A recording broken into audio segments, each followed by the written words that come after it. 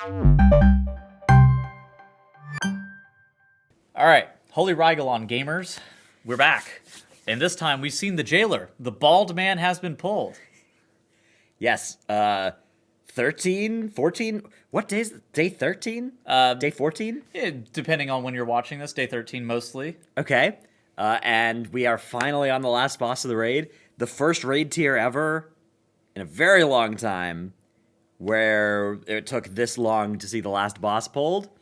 And early indication, well, we'll talk about early jailer progression later, but the path to getting to the jailer was pretty impressive. I mean, Dude. The last few bosses that these guilds have had to kill have been unbelievably off the walls. Okay, so Lords of Dread, we talked about it yesterday. Insane boss. The damage check on that fight was unreal. And then we got to Rygalon, and you and I discussed this at length yesterday of, like, is Rygalon killable? I wake up this morning, I, like, look at my phone, I'm, like, laying in bed, I open up Twitch, and I'm like, how are Echo doing? And then it's just like, what is their fifth healer that they're using? And I'm like looking for a Resto Shaman because that's what they were using at the end of the night before. And it's just like, wait a second, they're 4 healing this. And I'm like, how the hell are they 4 healing this? And then I'm watching a little bit longer. They have like a 0.5% wipe, and I'm like, oh, these Moonkins are healing. Yeah, they're doing Heart of the Wild coming out of the phase and trying to keep everybody alive with like really good use of health pots, personals, that kind of stuff. So yes, spoiler alert, they killed the boss. Yeah. So basically, Echo ended up killing the boss with the 4 heal, and then maybe like 5 hours, maybe like 3 or 4 hours later, Liquid is 5 healing this boss still, and we talked about the damage check, and we didn't know if it was like necessarily doable yesterday. We weren't like 100% sure one way or the other. Liquid shows up beginning of their day and is just blasting sub 1% wipes for 2 hours. Hours of 1% wipes from Liquid before eventually taking it down. Yeah. Which does make sense when you think about it, right? Liquid using a comp that is less damage, like the 5 healers, right? They should be able to more consistently make it to Enrage, but they're going to need a perfect pull to kill the boss. Whereas Echo are using a comp that has enough damage, but they're having a really hard time consistently making it to the Enrage. Once they do that, once they see the Enrage for like the 3rd time of the day, the boss is dead. Yeah. Pretty, like with 6 seconds to spare, which is a lot of extra time that Echo have generated with their extra damage. But the path to getting to the end of the fight was exactly. A lot of progression needed to be done there for Echo, and then for Liquid, it was just a lot of damage optimization, trying to squeeze out that last 1% from a comp that did not look like it should have been able to do that this reset. But again, both guilds, for different reasons, both comps are like, this has a huge glaring flaw, right? It's like you're 4 healing a fight where the incoming damage looks like a 7 heal fight.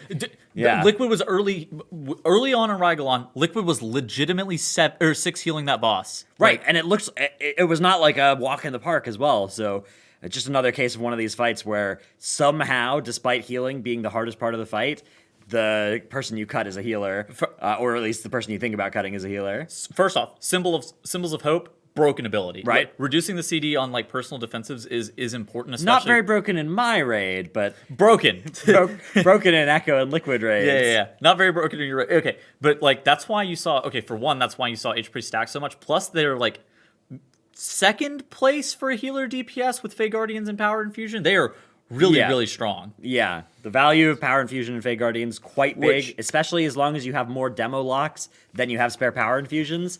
Each extra priest is real good. Dude, Liquid played 4 H priests. Yeah, let's go. Anyways, so yeah, that was basically what we saw today. Echo ended up downing.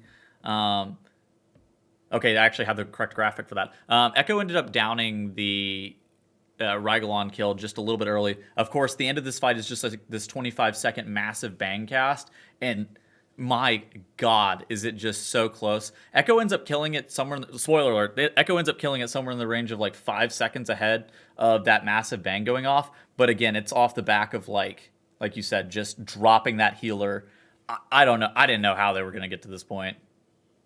Yeah, it was a crazy kill to see, especially after that 0.5% wipe where it was like, oh, is damage actually still going to be close? And the answer was, well, if everything's perfect, no, they're going to have 5 seconds to spare on an enrage that people thought was not happening without double Legos. But something that also doesn't look like it's going to happen without double Legos, is Mythic Jailer. We now have both guilds on Mythic the Jailer. As of the time of recording this, Echo are 61 pulls in with a best of 76.6%.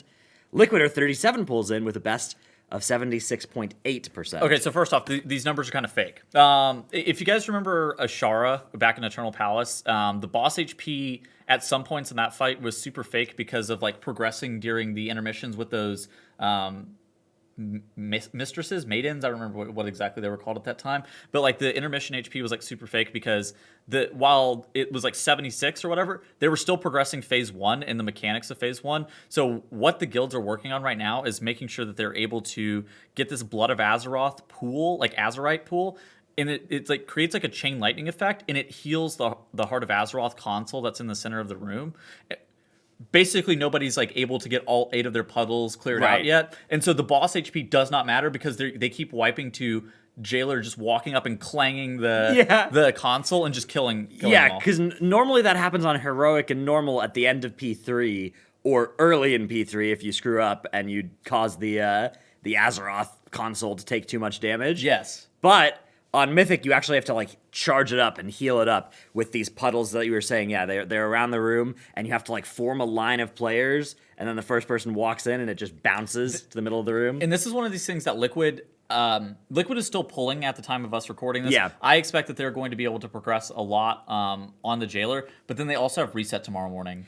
Right, that's the thing, and they will not be working on the Jailer after they wake up. Almost certainly, the reset versus extendo discussion is almost certainly on the reclear. Reclear, 100% of the time. The Jailer is not close. The reason you would ever extend is if you had the Jailer at like 5% health. If both guilds had the Jailer at 5% health. I think even if just one did, you would that guild would probably extend when they got to their reset. But, maybe. Especially if Liquid did, they're with the 16 hours ahead, would really want to just put the nail in the coffin while they could, and wouldn't feel good if Echo had it at 5%, going and re-clearing while Echo could still be pulling even on the previous reset. But doesn't look like this boss is in much danger of dying today. No. Doesn't look like it's in much danger of dying tomorrow. No. It might. The double Legos might make things a lot easier, but it certainly looks like this is going to be a real end boss after a tier that's already had 3 real end bosses stuck in the middle of the tier randomly. And that means we're probably looking at something like a Friday kill. That's what I expect right now. Your flight is scheduled for Friday currently. Yeah, so a Thursday kill, so I don't have to move my flight. Don't have to miss any raid days for my flight. Yeah. Yeah, but I do expect basically like a Thursday kill. I think that makes the most sense. Both of these guilds are very, very close right now. I think that Rygalon going down early for Echo was quite impressive and very important for them. Definitely. I think if Liquid had gotten Rygalon first, it would be really bad news for Echo. Echo with the lead coming out of Rygalon, I feel like it's basically a tied game at this point. What's going to matter is like who plays better over the next couple of days. Of course, North America getting access to the double Legos and that more powerful progression earlier is definitely valuable. That's definitely something that sort of evens the scales and maybe even puts Liquid in the favored spot right now, despite Echo getting to that boss first. But we'll see. I know that Echo are planning on basically just sleeping in before their last day of the second reset because the time is so much less valuable than it will be once they wake up on the third reset. So they want to just make sure that they're min-maxing so they can go hard when that comes out. They were slamming on stream no comms. Or comms quiet, basically, earlier. Yeah. I suspect that's probably going to be what's happening tomorrow. As long as they're, exactly. Well, because they don't want Liquid to be able to re-clear while watching progression and get the benefits of both, for sure. So, yeah. they're not going to turn off streams, but they're not going to, they're going to be in that muted place, which I guess that means you'll have to come listen to the casters instead of the player comms. Don't mind if I do. Don't mind if we do. At the same time, though, I think, honestly, both guilds have it in their best interest to have not pulled Jailer on stream today, and they both did, so. That's always how the Race to World First works, though. It's like, if you're ever in the lead, or if you're ever close, if it's ever tied, you don't want to stream for competitively, you'd always be better off turning off your stream. But of course,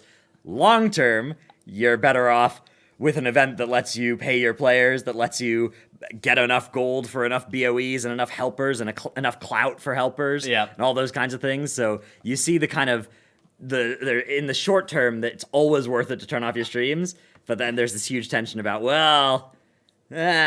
so yeah, definitely I do expect that like if either guild is having really good prog and is seeing a really good new phase right before bedtime, they'll turn off their streams and they'll play it for an hour or two off stream. Well, that's normal. Right, which is just to be expected, but I don't expect that we will see either guild like turning off streams for a day like Echo did in Castle Nathri. I don't expect that to happen. I don't think they can get away with that again. I think that if neither guild turned their streams off the moment they got to the jailer, it's probably not happening. Yeah, exactly. That would have been the best time. Like if Echo was looking for a time to turn off their streams, that would have been the time to do it.